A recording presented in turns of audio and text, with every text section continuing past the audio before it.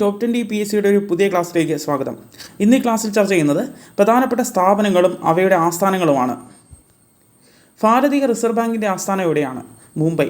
ഭാരതീയ state ബാങ്കിൻ്റെ ആസ്ഥാനം മുംബൈ. നബാർഡിൻ്റെ ആസ്ഥാനം എവിടെയാണ്? മുംബൈ. LICയുടെ ആസ്ഥാനം എവിടെയാണ്? മുംബൈ. ഐക്യരാഷ്ട്ര സംഘടനയുടെ ആസ്ഥാനം എവിടെ? ന്യൂയോർക്കിലെ മാൻഹാട്ടൻ. അന്താരാഷ്ട്ര നീതിന്യായ കോടതിയുടെ ആസ്ഥാനമാണ് ഹേഗ്, നെതർലൻഡ്സ്. നെതർലൻഡ്സിലെ ഹേഗാണ് അന്താരാഷ്ട്ര നീതിന്യായ കോടതിയുടെ ആസ്ഥാനം.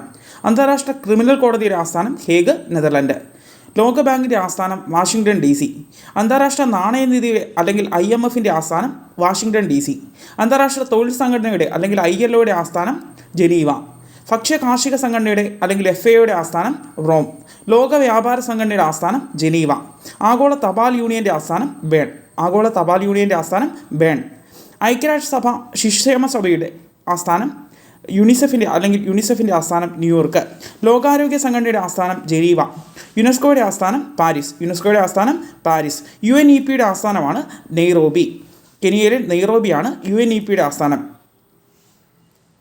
കോമൺവെൽത്തിൻ്റെ ആസ്ഥാനം ലണ്ടൻ ആണ്. ചേരിചേരാ പ്രസ്ഥാനത്തിൻ്റെ കോർഡിനേറ്റിംഗ് ബ്യൂറോ എവിടെയാണ്?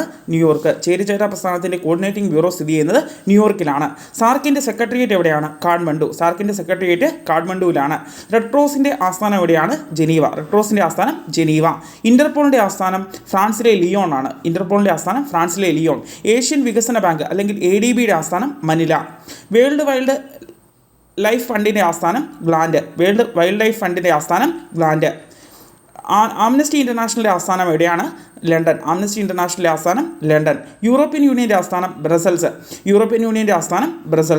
നാറ്റോ സഖ്യത്തിൻ്റെ ആസ്ഥാനം ബ്രസൽസ്.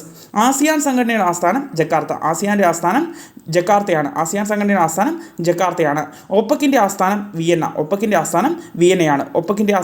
വിയന്ന. എല്ലാവർക്കും ടോപ്പ് 20 PSCയുടെ ക്ലാസ്സുകൾ ഇഷ്ടപ്പെട്ടാൽ ലൈക്ക് ചെയ്യുക, ഷെയർ ചെയ്യുക, നിങ്ങളുടെ വിലയേറിയ നിർദ്ദേശങ്ങൾ കമൻറ്റ് ചെയ്യുക. എല്ലാവർക്കും നന്ദി, നമസ്കാരം.